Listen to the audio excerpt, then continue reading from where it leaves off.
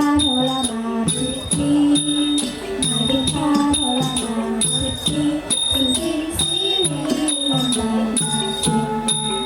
วันที่สองธันวาคมจะไม่เคยให้ที่มา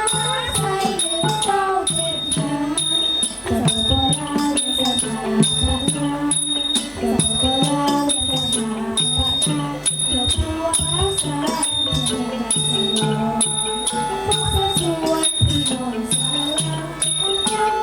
ข้าวสาวชาวบ้านนามาในกันตัวจักสามสาในกันตัวจักสามสาภาษาข้าวนาเป็นสีแดงพวกเราสลาวพี่น้องสมัยที่บ้องดองแต่เรียกจนพอใจจับมือกันให้